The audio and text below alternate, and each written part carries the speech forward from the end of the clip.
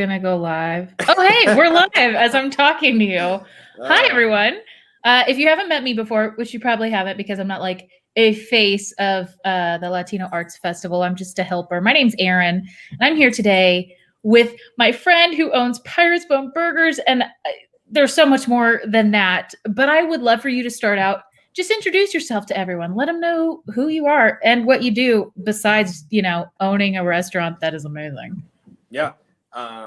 Well, my name is Zaid Consuegra. I'm on my iPad, so if I look at the screen, it's going to be off, which is the weirdest thing. Every interview that I do, I'm just like, should I look at the little end of the screen? But I'm going to look at the screen because it kind of throws me off. So my name is Zaid Consuegra. I was born in Mexico City. I live here now in Kansas City. Lived here for several years, most of my life. And I own Pirate's Bone Burgers. I am fully plant-based. I'm an animal immigrant and human rights activist. That's pretty much the short biopic. You have like that was like you have it down to a science because I mean in talking with you, I've known you for a few years. We've talked about all kinds of things. I know it's been a few years. It has been. It was when you were at the coffee shop. Mm-hmm.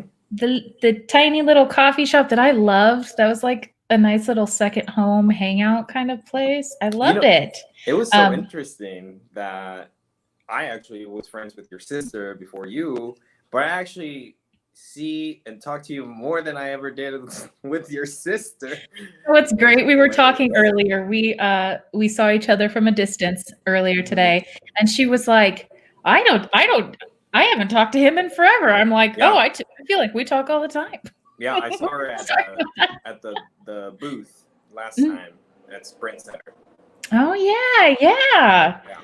I love it. And I love how these connections all happen. I'm going to tell you, like, when I said, so I know this guy. So everyone was like, wait, you know him? I was like, yeah.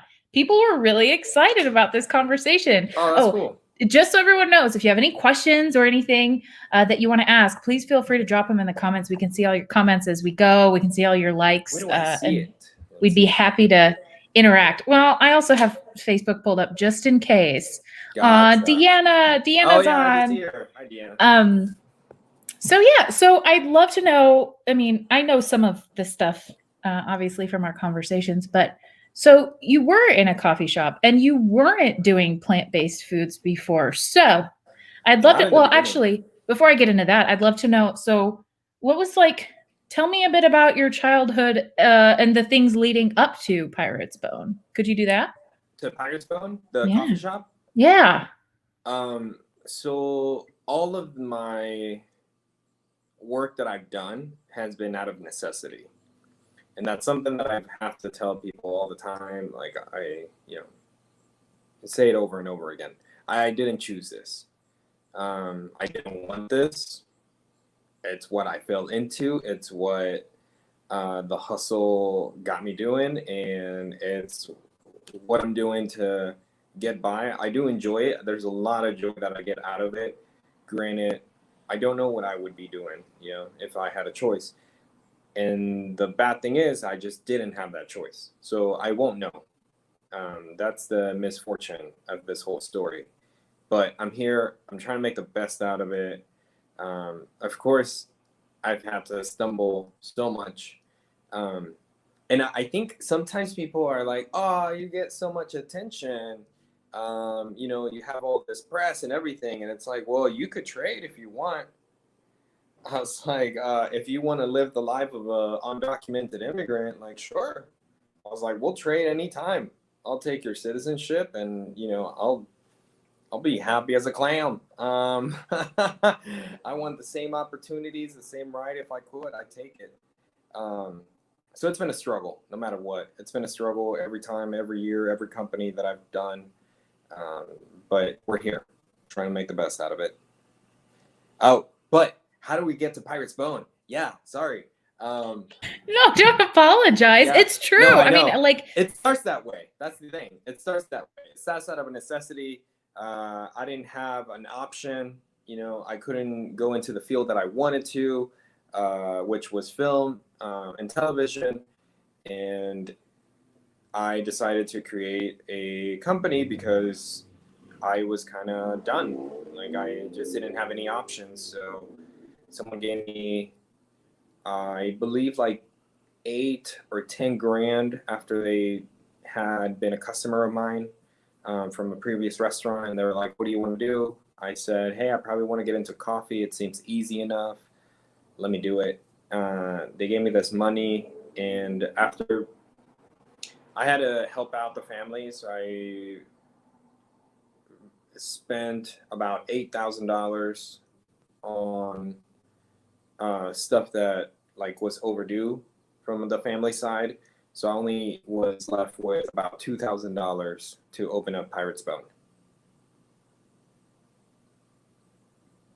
Wow. Well, and how did you get your first location? Oh, Craigslist. Gotta love the Yes. Craigslist. So I had 2 grand. That's it. Out of the big loan that I got, big loan. That was huge for me. No one had ever done that. So it was a very humbling experience that someone trusted me with their money and they said, "Hey, well, go and do whatever you want." Of course, I had to pay it back because it was a loan. But I found a bunch of coffee equipment and things in a garage sale. This person's husband had died and left all this equipment because he was a coffee connoisseur. And I bought it all for like $350, and I had, you know, the 1650 left. So I put down a deposit or a full rent deposit and got into this $800 little space in East Brookside. Yeah. And when I saw that space, it didn't even have running electricity. Oh, wow. So I was like, I went in with it. I went in with my phone and the flashlight, and I was like, "Oh wow, this is really cool." But it wasn't. It was really bad. Like, it was a really bad space. But when I went into the back, which a lot of people remember the back of Pirate's Bone Coffee as this like really small and beautiful place. And yeah, I made it very homey. And as soon as I got out there, I was like, "Oh shit, I forgot if we can curse." So I'll try not to curse. You're okay. You know, it's after 5 o'clock. It's one of those. That's the rule. So yeah, the back patio, and it wasn't even a patio, but I used all that I could and within my marketing skills to be like, this is a patio. It was just a delivery like corridor for the businesses. But no one used it, so I cleaned it up and put some seating in it, and it became this really cool thing. Back when you could like touch people and, you know, like be around them, that was a time. What was that? When was that? So yeah, that was the part that sold me. I went back, I talked to my mom, and I was like, "You know what? I should definitely get this place." And I did, and it was a struggle from there on. And you struggled though, and I remember we talked, and you may not remember all the conversations we had over the years in the tiny shop. Maybe. But I remember you were talking about all kinds of different things that you were thinking about doing in the future. And they included like a hostel and some other, and like, oh my God, yeah. I was remember there were all kinds of things. So what took, which you can talk about that too if you want, because I'm still like crossing my fingers for that. But like, what took you from Pirate's Bone Coffee Shop to Pirate's Bone? Do you call it vegan eatery? I don't want to mess that up. No, we just call it diner. Diner. Yeah. We figured, and it's one thing that we really work on. We know that there is a negative thought when you say or speak of veganism or vegan food. There's a classist condescension to it, and it's totally real. It's totally real. I mean, you can see it. I'm not even going to talk about it that much because I'll put people to shame. But It's there. Call them out. Do it's it. real. And it's something that we didn't want to do. So we decided to step away, and we got backlash from like both sides, because they were like, a lot of people still ask us like, wait, why does it say chicken? And it's like, well, like most people are not vegan, so we have to use words that the main audience can relate to. And obviously, yeah, we don't use any chicken, we don't use any animal products at all, but we try to stay away from saying vegan. So if we say anything, we say plant-based. Okay, so Pirate's Bone Diner. Mm-hmm. So what took you though? For I know when you were at the coffee shop, you were, I mean, excellent at coffee. But so wait, number one, how did you learn how to do coffee? Was it just through practice? No, it was well, yeah, practice, and then a ton of YouTube. Gotta love the YouTube.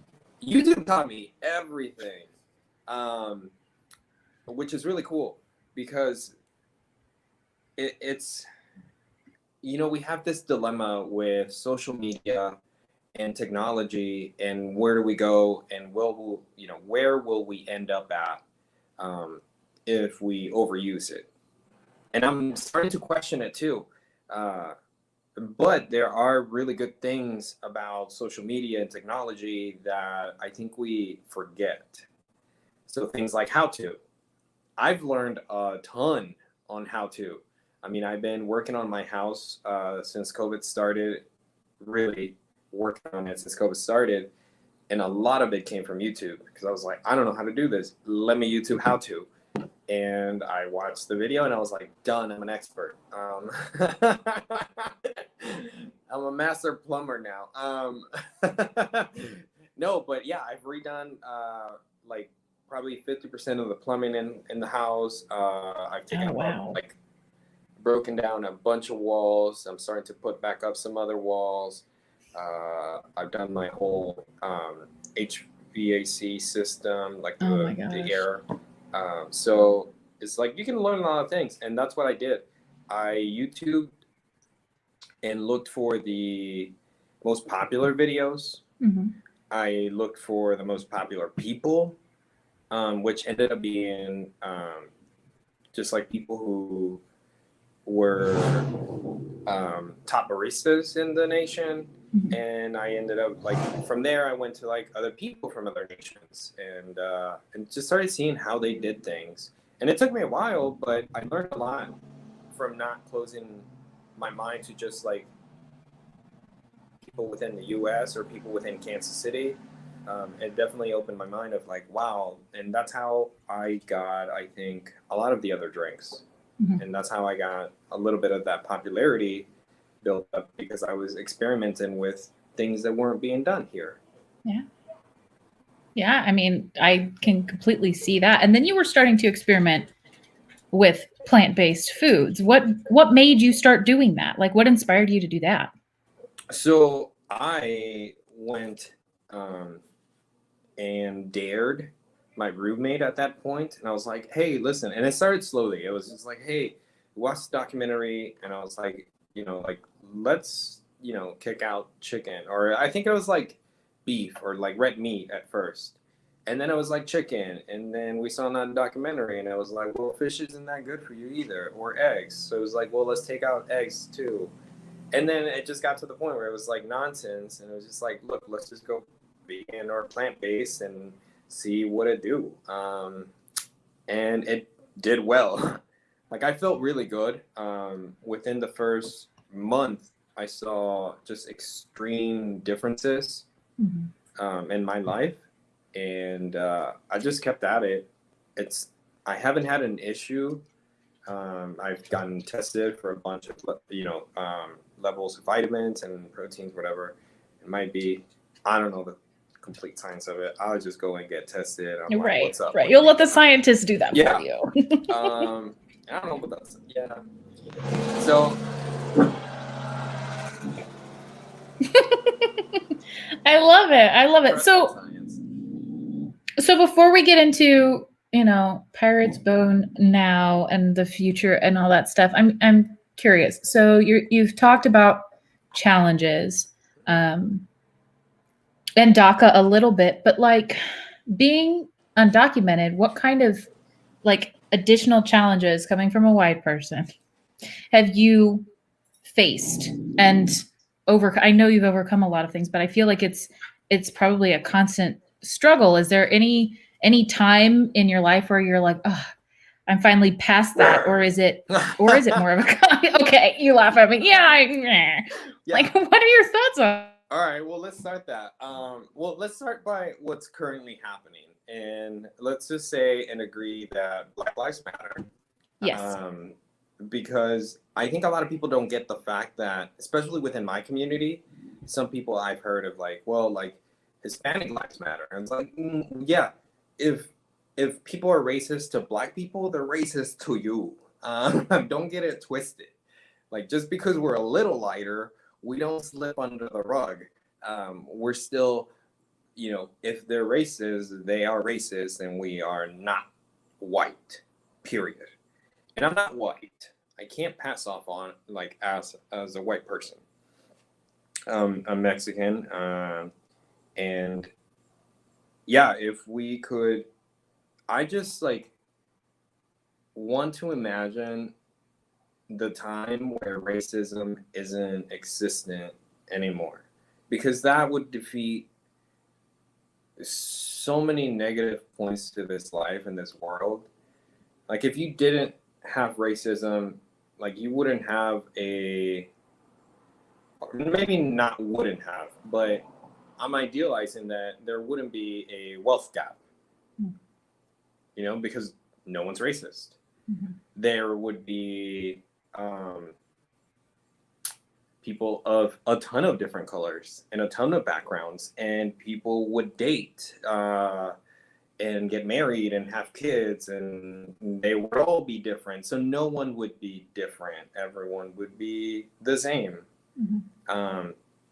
That would be a nice day to see, where we start to break these walls and no longer treat each other as different or smaller or belittle others because of their skin, their culture, their background, whatever it might be. Mm-hmm.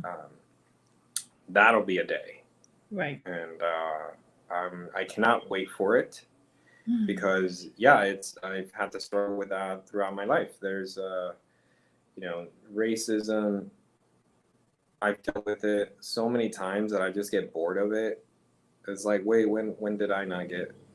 I remember the first time that I like completely faced it was, and probably the first time that I really captured it.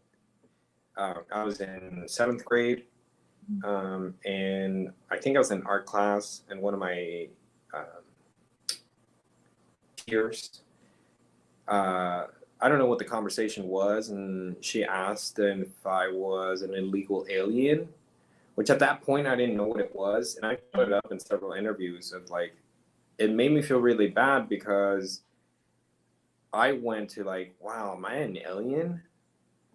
Like a movie Language alien? matters. Like, am I really that, like, where am I from?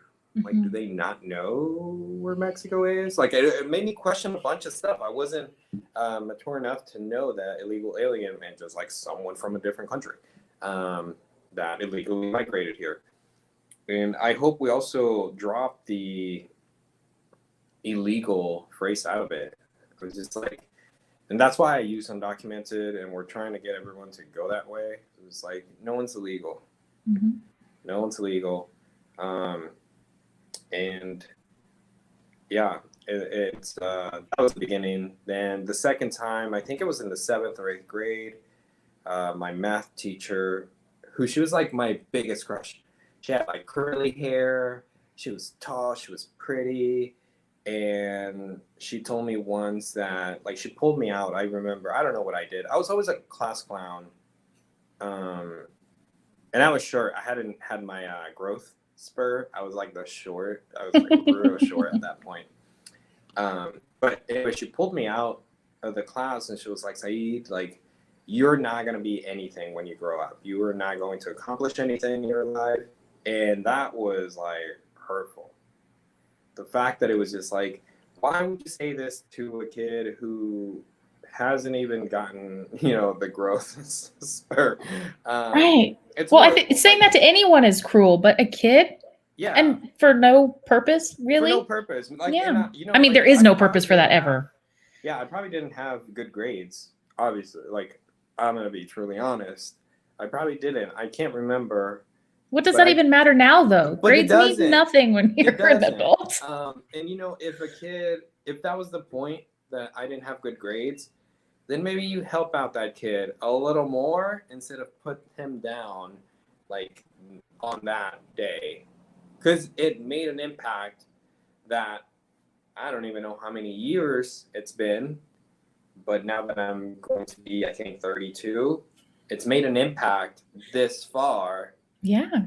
And I wish I knew her name. I have a yearbook, but I'm not going to blow her up and be like, this person. Mm-hmm. I'm going to have her live with it. So it just sucks that whether I don't think it was because of grades. And it truly sucks if it was because of my skin or because of my culture, because of where I was from.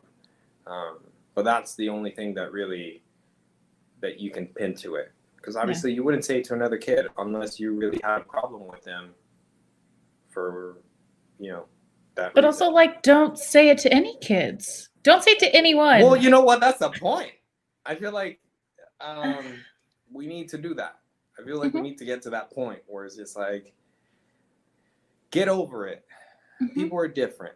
We're all different. We're very complex, and we need to start accepting it. It's better that way. Like, it's weird. Like the idea, and it just happened to me. Like I just started learning on how complex we are and pronouns. This is all like 2-3 years new to me. So I get it. I mean, when I came, I was just like, the first time I heard about pronouns, I was mind blown. I went to an event for United We Dream, which is an organization I work with, the largest immigrant youth organization in the nation. And I went to Florida for an event they had. We marched, and as soon as I got in to check in, they were like, hey, what's your name? And I was like, oh, Zaid Consuegra. And they were like, what's your pronoun? And I was like, what? And they were like, what's your preferred pronoun? And I was like, I don't know what you're saying. They were like, do you go by he? Do you go by them? Do you go by she? And I was like, well, he. And then I realized, and I started learning through that trip, that it wasn't obvious, and it shouldn't be obvious, and that we should respect it. And I learned about they, them at that point.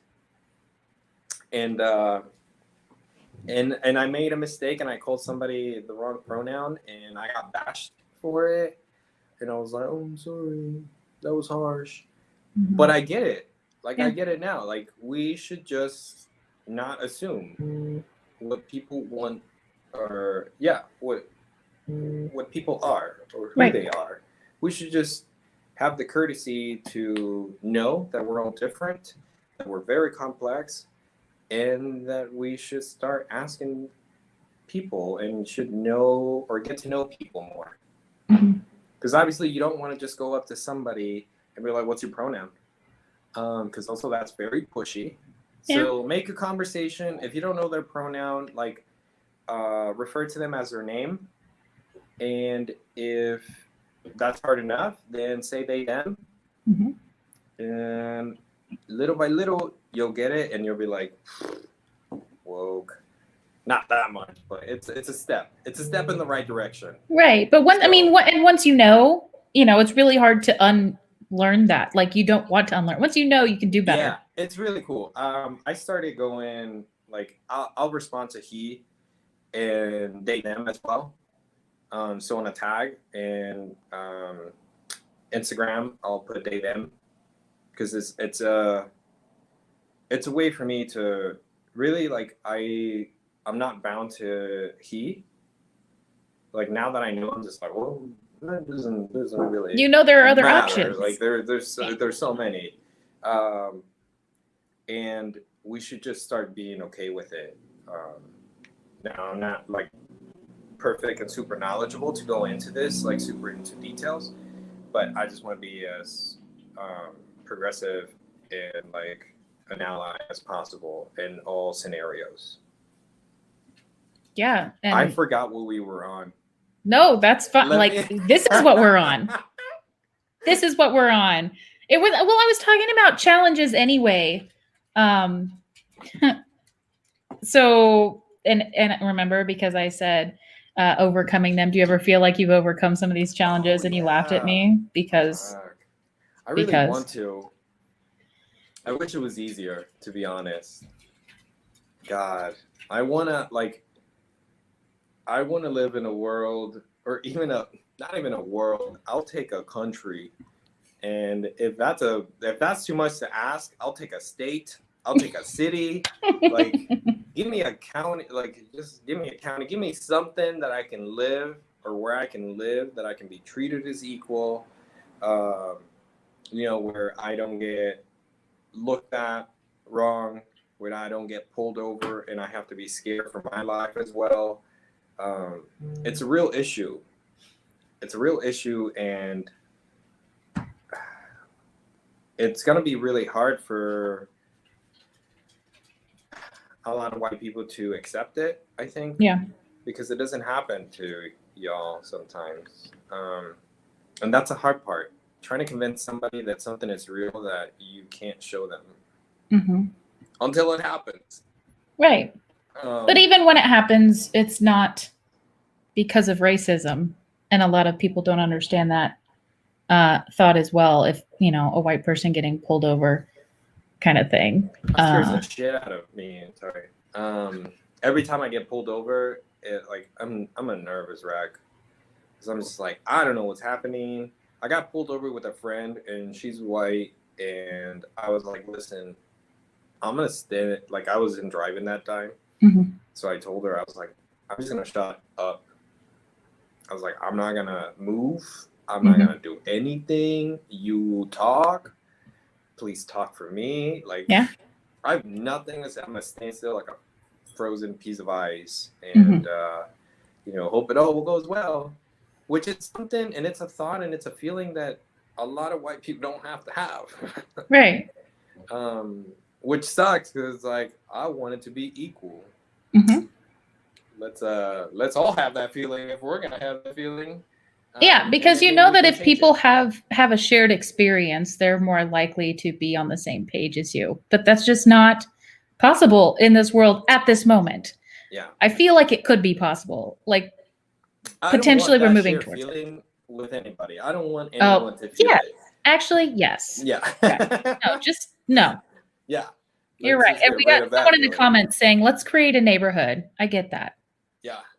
It would be nice. It would be nice to have something that's just like super free and cool. I don't know. I just want to live my life. Like, I just did an interview yesterday for somebody. And we were talking about like the times that I got invited to these chef shows and how that professional chef career took off and where it started. And I was like, but like honestly, I don't really even care. I don't care about the fame. I don't care about the interviews. Like, it's not what I do it for. It's because I just have something to say. I have some things to share, and they could open up someone's mind. It's not about me. It's not about the attention. I just need enough money to get by, live happy, feed my 2 dogs, which one is like, if someone needs a really fast dog that's super hyper and loves to run and has a yard, let me know. Because I don't have a fence. Oh no. I know. So it's like, I love him, but he's special. Yeah. He's special. And right now they're like passed out, which is really nice, or else it'd be annoying me around throughout the conversation. Yeah. But yeah, that's what I told them. I was like, I just want a simple life. I just want to be happy. Like,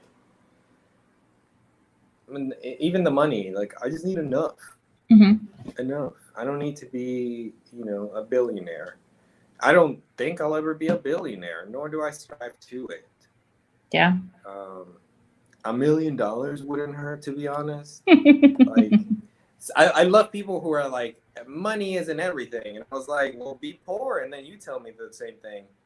I was like, why don't you get to this level, even lower, and then you try to say that same statement.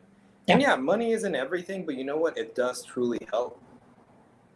And that's what people don't realize. It's like, well, I live in the Northeast, which is mostly immigrant families under wage or like in the poverty below area, or you have like the gentrified section of the Northeast. I don't live in that part. And I see it all the time, and it's like, yeah, if these people had some money, they would be living differently. Just a little bit. Like, no one necessarily needs to be wealthy, rich. They just need a living wage.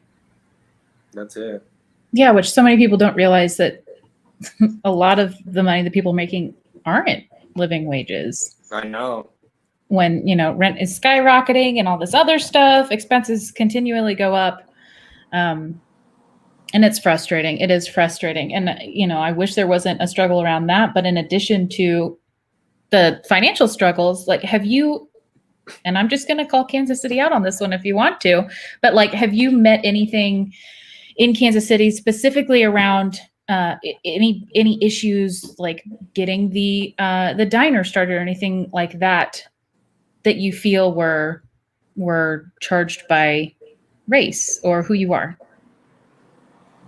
Well, being undocumented is hard because even though I have DACA, which is Deferred Action for Childhood Arrival, I get a Social Security number. But the weird thing, it's like a gray-ish Social Security number. Like, it'll work to work in applications and everything, but it won't work the same with like credit. It's the weirdest thing. I couldn't even get, so I was trying to get some AirPods. See, I have to move it. So I was trying to get some AirPods, and I could not get Apple to let me have them on payments. So I was like, okay, so I guess I'll just pay it up front. There's like a lot of hard ways for me to make any credit. Even though my credit score right now, it's like 750, I couldn't get a $200 pair of AirPods.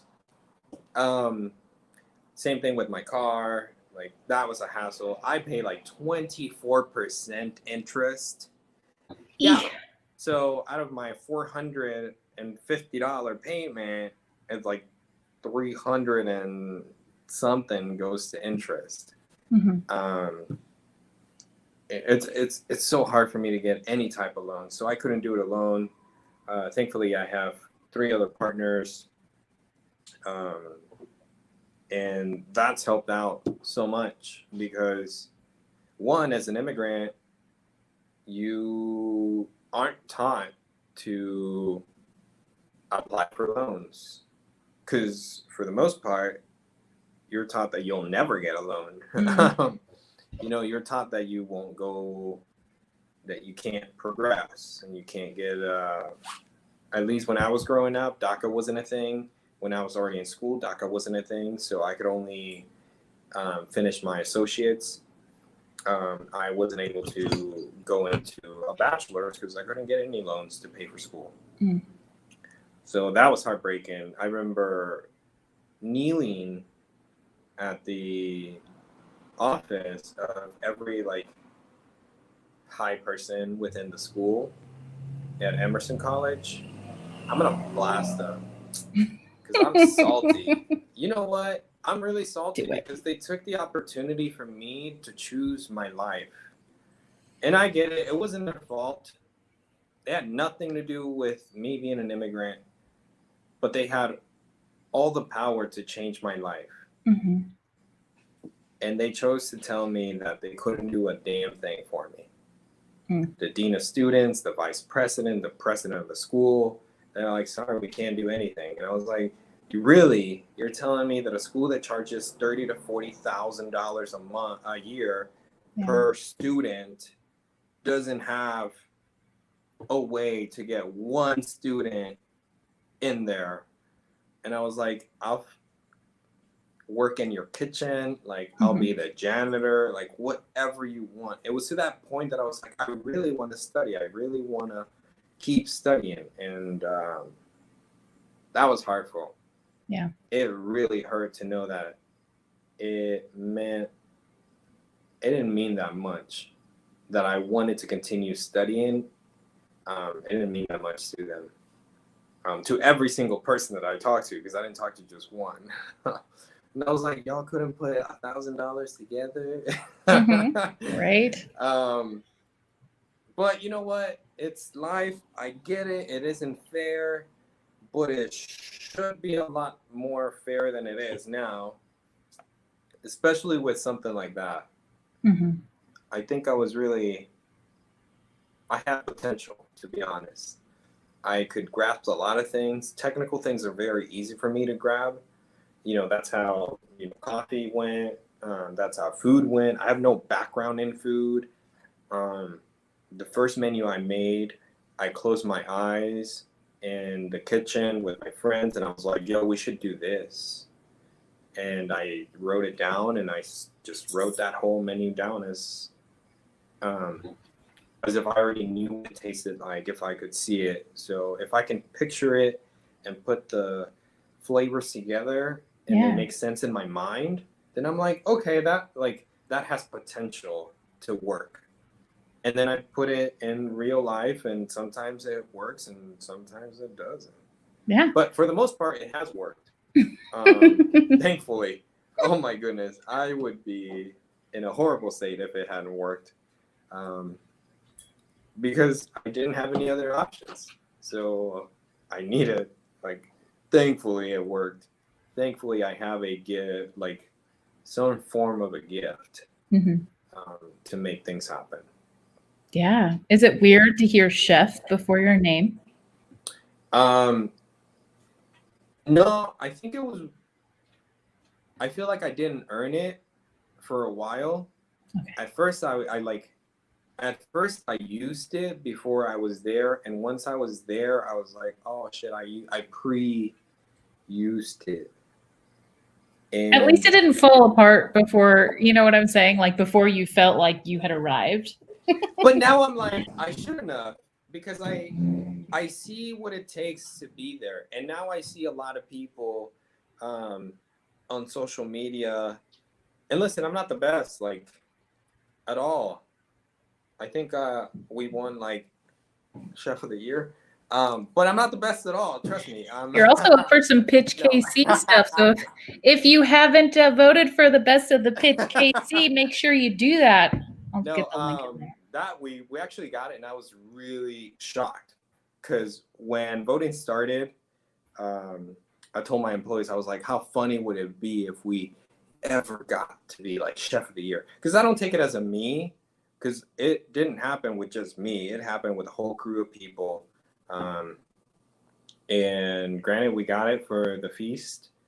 And that was cool, but unfortunately, it came out when COVID came, and I was like, that was a bummer. Because I couldn't celebrate. I was just like, there's no point to celebrate about this. There's so much shit that's happening. I think we have decided we can use the shit word. Okay. There's a lot more important things happening in this world than just me bragging about this one little thing. It doesn't matter. My ego can wait, and it doesn't even have to become a fruition at some point.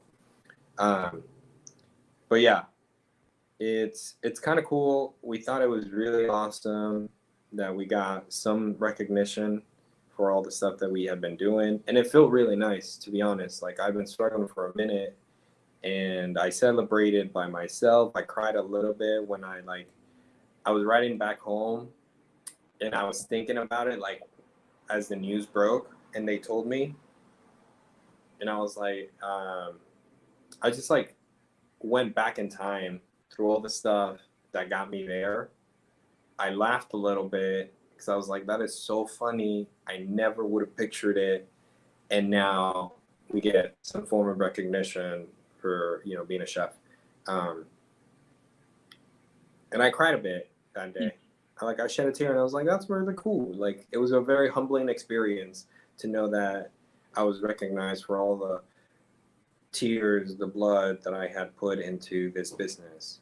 Because a lot of people don't know, but when we started building, or before we started building this, we had an investor who pulled out last minute, and then he got really mad because we talked about it. But he was the only one who really knew who we were talking about. So I was like, listen, if the shoe fits, if the glove fits, then fucking wear it. So,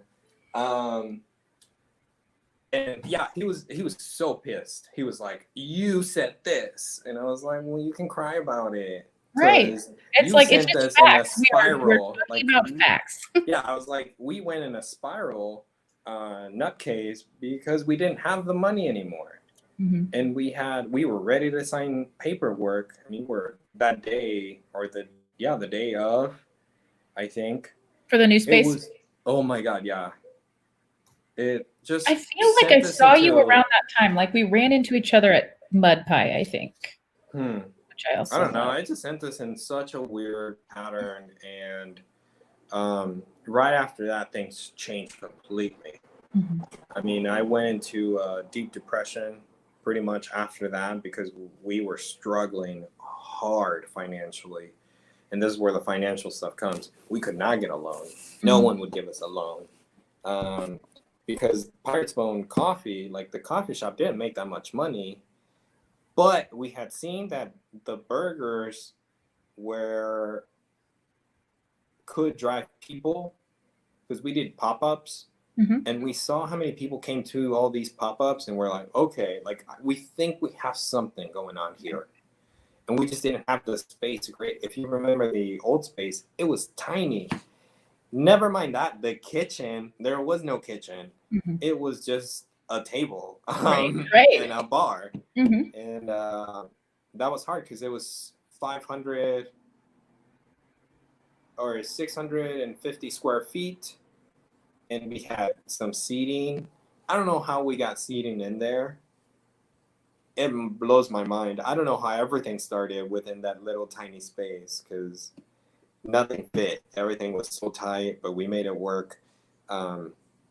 So we knew we had this really cool idea or potential for idea, and we wanted to run with it. Anyways, we found the space. We were looking for the space. We worked on this business plan for like 6 months with this person, or I don't even know how long, but it was months of working with, for this business plan. So it was very, very troublesome that we lost that first person. But I am so glad we did. Like, I'm 100% glad we're not in business with that person. We ended up going in business with another person who ultimately has been the biggest surprise, for sure. Yeah. Very supportive. And I was not expecting that. I thought this was going to be a person who was a big investor, who had money, who could care less about us and will just really harm us at the end of the day, but we didn't have another choice. For about 2 months, 2 to 2 months and a half, me and Lydia, because we didn't have money and all the money that we had was going into building this space. So we designed it, we drew it up, we built it, we did the construction of it. It was literally Lydia, myself, and then every now and then our friend would come in and help us. He knew a lot more on the construction side of things. So he spent a ton of time with us there. And then he would just get lost sometimes. And we were like, wait, what's next? But nonetheless, like he helped so much, and he didn't have to. Right. You know, at the end of the day, he didn't have to spend so many hours, like a ton of hours, because we spent 7 months building out the space. Oh, wow. Which means we spent 7 months. We had to pay 7 months of rent without being open. So we had no money, like zero. So me and Lydia, for about some months, were living off of $1 to $3 a day for food. So we would go and we got really into Taco Bell because that's all we could afford. Yeah. Which was really sad because we would split a dollar burrito, and sometimes when we had more, we would each get our own. Mm-hmm. And sometimes we would like add like guac. Yeah. And that was like, yeah, you know, that was a meal for us. Mm-hmm. And we ate that twice a day. And that was like about what we ate on a regular basis for a couple of months. Mm-hmm. We had a couple people that brought us food, that gave us money, invested like upfront, invested in us. And they are the sweetest people that I know. 2 of them.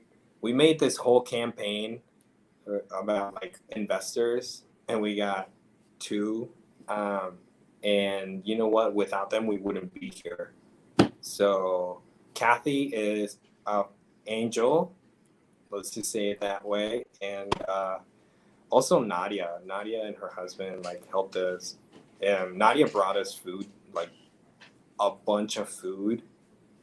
She went to the grocery store and just like bought a bunch of stuff. And she was like, "Here, I got a bunch of food for y'all."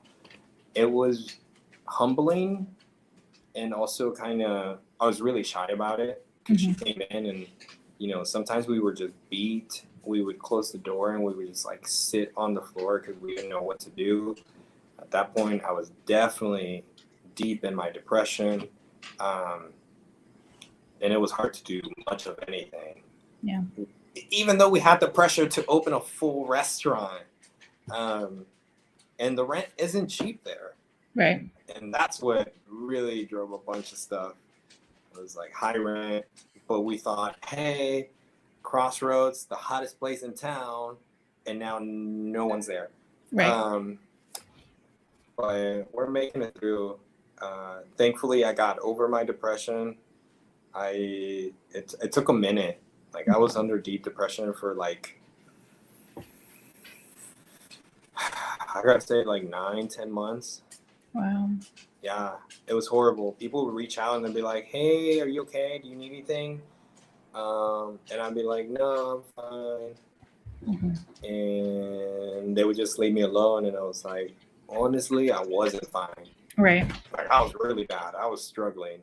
But I've talked to a lot of people who've had depression, and it's one of the things, like, you don't want to burden somebody, or you don't want to feel like you're burdening somebody, or it makes you feel ashamed that you're that low. And especially coming from like, I came out as like rising star or like rising chef star right before the restaurant, on the feast, to being in depression, not having any food, going to pantries to actually eat. That was a very humbling experience as well. That definitely brought me back 10 feet under ground, and I was able to climb back out of it. So you've accepted investors and other mutual support, but personally you were just like, I can't. And it sounds like that. I mean, that's a piece of that depression for you, was that you didn't feel like you could talk to everyone about it who was asking. Yeah. So, and I know that not everyone, when they're in different states of mind, can necessarily think about it at the time. But if you could give any kind of advice to someone who's feeling down, do you have any kind of advice you could give them about maybe just getting through it, or talking with someone, or taking help? So I would say even if I could talk to myself while I was there in that point at that time, um, one of the things that really helped was to accept it. You know, as cliche as it sounds, acceptance was like square one, Mm-hmm. and then being open to talking about it. So what I started to do was when people would ask me, they'd be like, "Hey, how are you?" I would. It took me a while to get there, but I was like, I'm super depressed. I've been dealing with this issue. So I started to be very open about it, and it created some awkward interactions because people were like, "I wasn't ready for this," and I was like, They "But just want the you surface asked stuff. how I was." Yeah. So now you get to have it because that was my only outlet, and I couldn't afford like to see a therapist. So I was like, okay, anyone who asks me is going to find out how I am. So it was awkward, I think, for people, but then it started to be less taboo for me. Um, and yeah, I open up about mental health because it's like it's such a thing, and I didn't realize it. I feel like when people would tell me beforehand, even my mother had been very depressed because of several reasons in her life, and I would always be like, "Well, just like get out of it, you know, smile. I'm here for you." And honestly, that's not enough. Mm-hmm. It's really hard, and it really messes up with your brain and how you think. And I never thought I could get to that point, but I dove right into it. It was like I was pushed, and I was not able to find a way out of it. Um, so yeah, talking to people definitely helped to minimize the tabooness of it because I felt a lot better when I was able to be open with people and say I'm not doing well. Um, Yeah. yeah, Well, and I feel like that's one thing that I'm trying to get better at is asking my friends who look like they're doing great, who seem to be doing fine, who are like just like powerhouses on the outside, checking in on them more. yeah, They're not always going to tell me no, how things really are, but I feel like a check in, like not asking, for me, at least from my perspective, is worse because it's like, oh, you just assume everything's okay. But at least I feel like that at least potentially opens up the dialogue for when someone is ready to talk. yeah.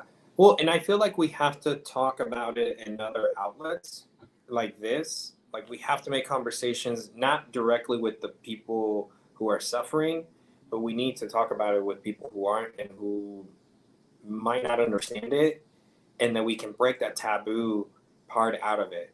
Like we can make it not taboo at all to have mental health issues, Yeah. because that's one of the reasons why I didn't talk, because I was ashamed that people would be like, well, like not a lot of people knew I wasn't eating on a day. Like I skipped several meals while I was doing this restaurant. Mhm. Um, and not a lot of people knew.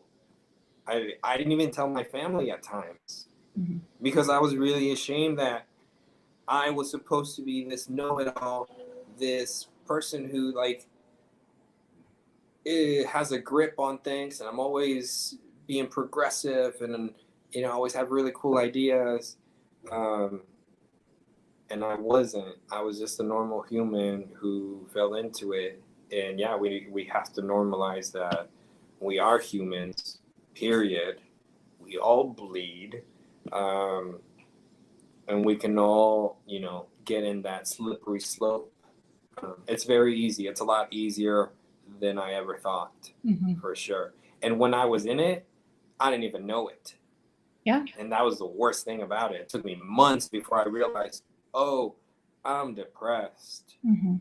The first time I realized it, I bought um, not a security lamp, but just like a lamp that I was going to put in my carport, Mhm. because I thought my lamp in the carport was broken, and this one was solar powered. So I was like, very cool, like I'll do it, and find out months passed. I mean, I bought it before we started working on the restaurant.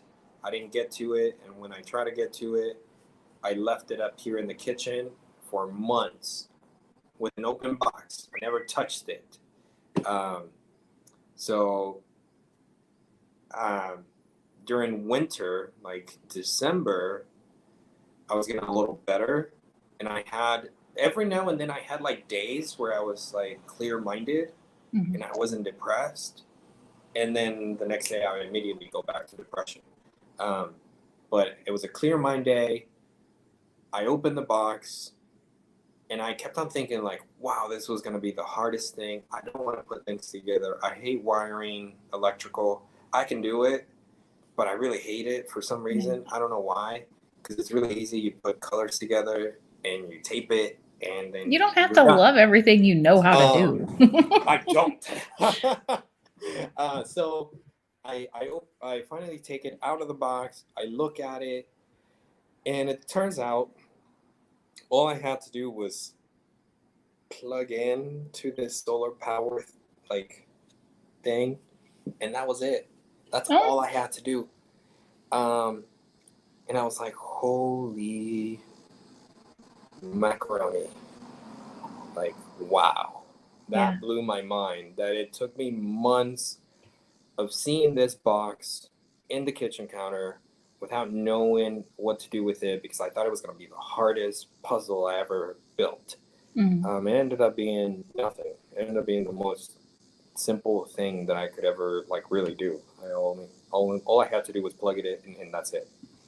Then I went to the carport to like set it. I find out the light that was in the carport was fine. The only thing that was wrong with it is that it was missing a light bulb. Oh. That's how depressed I was. I wasn't able to think to check if there was a light bulb in that light. I thought it was just broken. I was like, my life is over. It's broken. I can't do anything about it. I have to buy a whole new fixture. And then when I got the new fixture, I couldn't even put the new fixture. That's how depressed I was. I couldn't even figure how to plug in a solar power lamp. Yeah. Well, I know that the last time that I checked in on you before asking you to be a part of this, you all were still trying to figure out how to move forward during this pandemic. So it's before you open back up. Yeah. Tell me how are things going? How are you operating now? So we're operating on the weekends only. Okay. Friday, Saturday, and Sunday. Now, months into it, I'm gonna blame it all on the government, like 100% on the government. Because I think, one, we didn't even have to shut down our doors as a business. I think we could have done what we're doing now since the beginning, but there were so many mixed things up in the air that everyone went into chaos and into hiding. So that truly messed us up, because we closed down for 2 months. We lost, just in rent was $5,000 plus for those 2 months. Never mind electricity, gas, everything else. And then no income, no amount of money coming in. So whatever we had, we lost. Because then we had to pay employees as well. Anyways, we've been back weekends only, and we're only doing takeout. We have seating in the front and in the back, but not inside. Honestly, if we would have known a lot more information beforehand, we could have handled it a lot differently. I'm not sure I'm sure it would have been different. Yeah. I would bet on it. Like, let me bet the whole restaurant. Or my percentage of it. I can't. How are weekends going for you though? They're going okay. Like, we're getting by, and that's like one of my partners said that, because one of the employees was like, one of the employees said, "Well, we're doing great," and she was like, "Well, like, we're doing great to like keep afloat." Yeah. It was like, don't think it's the same as before. Right. Like, we're doing great for what it is because we're still alive. We're still running. We're still able to pay employees. We're still able to pay rent and all the bills. So everything's going fine in that scenario. Right. Will we be making money this year? Probably not. In all honesty, like, I don't think we'll be making enough money. But I'm able to pay myself, which is great. Good.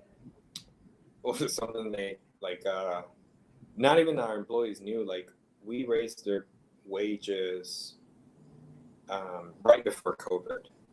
Right before COVID, because we were like, well, we don't know what's going to happen. We'll raise your wages, to X amount. It's very much like we're almost at the living expenses. So we're at $14 with our current employees. And at that point, and since we've opened, I've only been making $10 an hour. And I was like, just like, FYI, just keep it in mind. Yeah. You're making $4 more than me. And it wasn't until like the last month or two that I was able to jump back up and make a living wage for sure. But like, it takes a lot. It takes a lot of effort, and it takes a lot of courage to do that. Yeah. But I believed in it. I believed in what the product that we have, and I believed in the good that we could do, and that's why I stuck with it. Because I know there's I can almost bet on it that we can do a lot more. I just don't know how yet. I'm waiting to learn, or I'm waiting for someone to be like, I can help you get this far.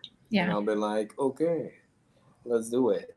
So if anyone on this or who's watching this recording later has ideas, you reach out. I know. You let them know.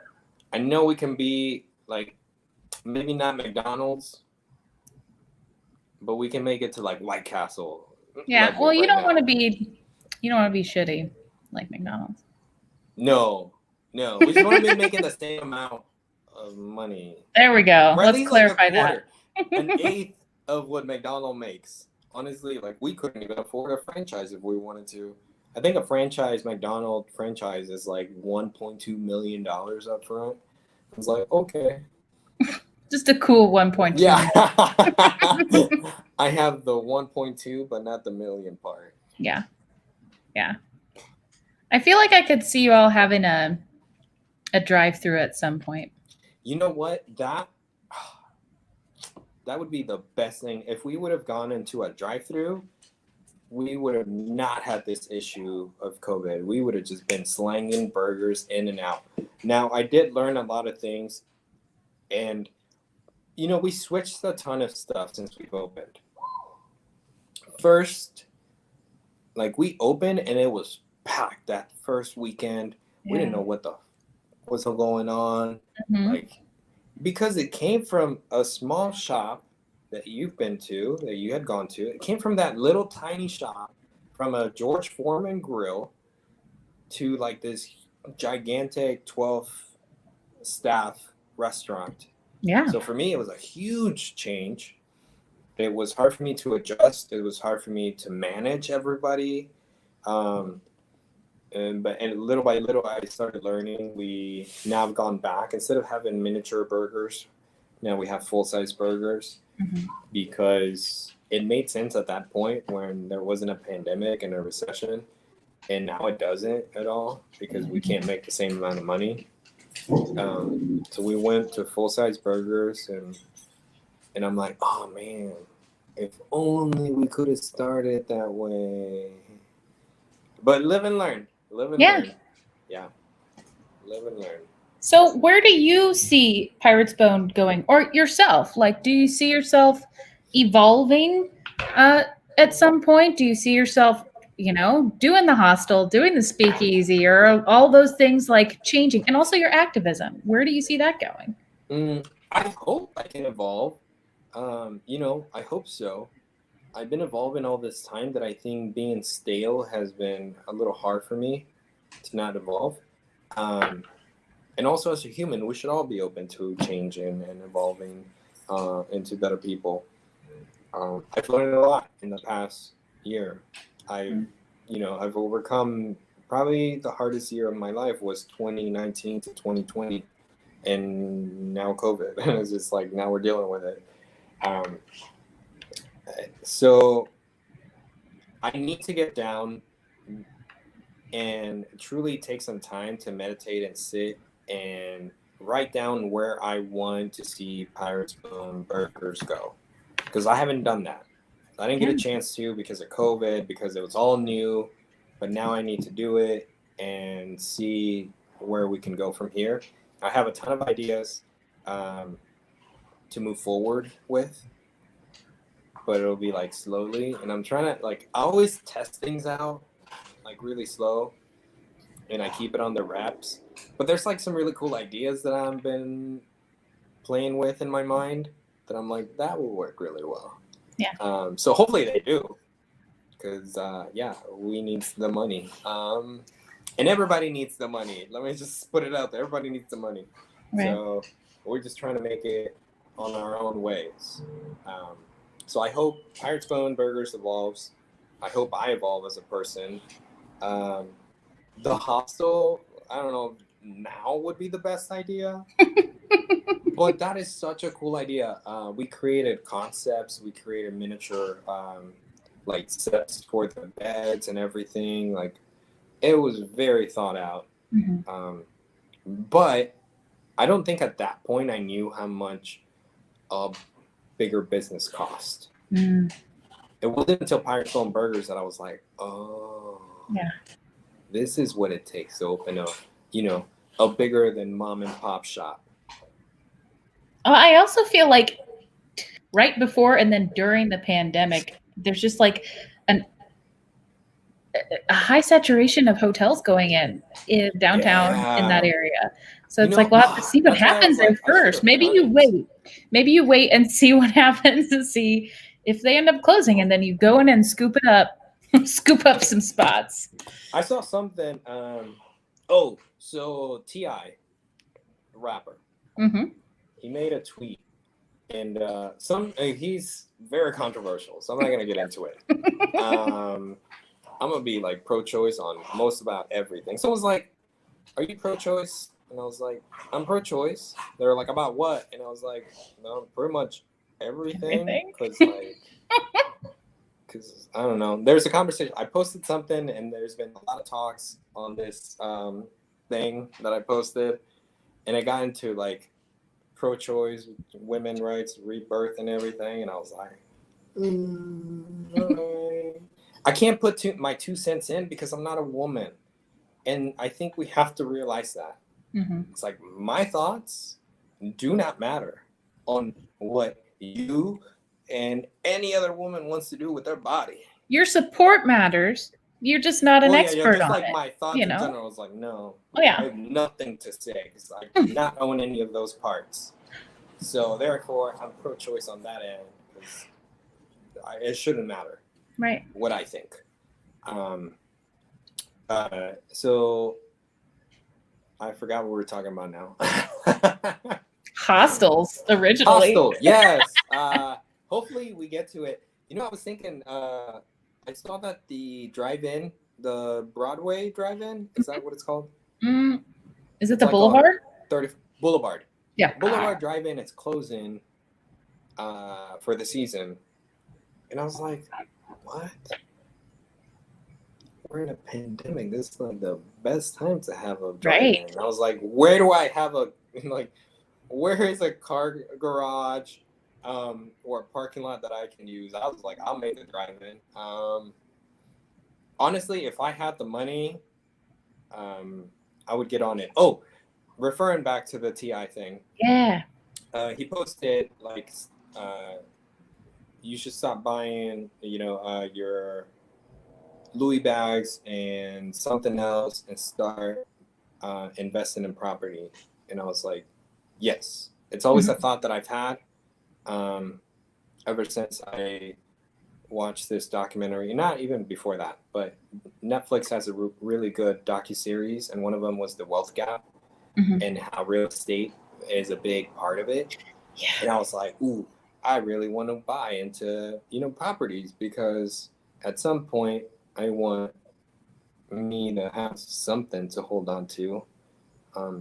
I don't always want to be in a restaurant. That's not my dream goal. So I do want to make different ways of income. Yeah. But a drive-in would be ideal right now. And I was like, a drive-in that would be like a covered or a garage. I was like, how can we make that happen? I was like, getting my brain thinking. Hostel would be nice. But yeah, we'll wait until this whole thing goes away. Because I'm still like pretty scared of it. So I'm being really safe. Good. Be safe. Stay home when you can. I saw this. I was listening to this podcast, and it had this comedian, and they were talking, and I just had seen their Netflix special, which is hilarious. Lesbian comedian, super funny. But they were like, yeah, I'm looking at my friend's, Instagram feed, and they're having a summer. And I didn't get to have my summer. So I feel like no one gets a summer if I don't get my summer. And I was like, yeah, I know a ton of friends who had a summer, full summer. You know what? I saw several friends who had a full weekend last weekend, or this weekend that just went by. And I'm like, I want to go out there. Not really, not right now, but like I wish. You're like, I want to go out there when it's safe again. Yeah, it really scares me, to be honest. It really scares me. I could not afford to get sick, first of all. And I do not want to get sick. Never mind the payment of it. It's like, I don't want anyone else getting sick. Right, yeah, like the risk of passing it on. It's like, oof. No. And I'm already kind of OCD, and I don't like bacteria and germs. Like, I will not drink. This is really funny. I love when people are like, here, taste this. Or like their drink, and I'm like, I'm totally one of those people. No, that's okay. I'm totally one of those people. It's like, I'll order my own. It'll be good. Yeah. But a ton of people are always like, oh, you should taste this. Tell me what you think. And I'm like, no, thanks. So when we had cuppings in the coffee world, they would invite me, and if I went, I would get there real early, because in cuppings you use your spoon and you put it in the cup and you slurp it, you taste the coffee, and then you want to be the first person in that put it line. back in the next one, and you do that same thing with 5 or 10 cups or however many cups, and you dip that, even though you rinse it, like you put it in water, but like your whole lip went in there. So you put it in water that everyone uses that water to rinse their own spoon. So it's just like, it's a bath of germs in there. So I was used to go early, and if I was late, I would just go back home. I was like, no thanks. Yeah. So I'm that way. Like, and that's why like the virus is, I'm like, So you all heard it here first. They are like the safest restaurant to order takeout from. Yeah, it's definitely pretty safe. We got inspected not too long ago, and we had a bottle of, all our bottles are not listed, not signed, labeled. Yeah. They're all labeled, their own thing. And we have one that's an oil to spray the griddle with. And I got into it with the inspector, because they were like, well, you need to buy a new bottle for this. And I was like, but why? They were like, because they all look the same. I was like, but they're all labeled differently. Right. Like, they're all scratched, and they say what they are. And the oil bottle never leaves this station. They're like, well, I don't know about that. And I was like, I know about that. I was like, I can assure you. You're like, trust me, I keep my eyes on everything. Yeah. And my employees at that time, they were like cracking up because I was not letting it go. I was I was a little upset. So I was like, I'm not buying a new bottle because you didn't feel like it was safe. And I was like, it's safe. Trust me. Yeah. I was like, you didn't wash your hands? So I was just looking at them. But I didn't get in trouble. We got along fine. But I'm definitely like, I can be a little nitpicky on those things for sure. Good. Yeah. Good. Well, awesome. Well, thanks for talking with me today. Yeah. Like this conversation went all over the place. All I know over the place. we came into this like without a plan, and I love those the most. I know. All right, let's close it out really quick. What's your favorite? Don't turn this on me. Huh? Yeah. Well, okay, really quick. What's your favorite artist of this pandemic? My favorite art, like what kind, like of all genres? During this pandemic. I don't know. Something lighthearted so we can not close it in such a. I'm turning it back on you because you asked that question because you probably have someone in mind.